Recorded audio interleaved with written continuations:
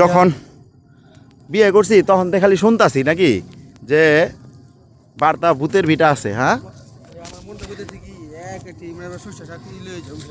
এই ভূতের ভিটায় এখন আমরা যাচ্ছি, এই প্রথম।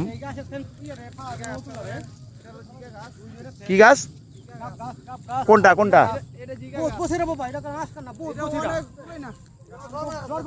এইটা জিগা গাছ। হ্যাঁ,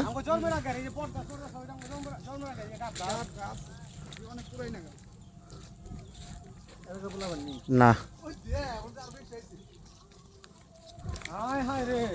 এই হচ্ছে সেই ভূতের ভিটা, ভূতের আচন ভিটা। এই প্রথম আমি আসলাম। কি ভিটা কাকা?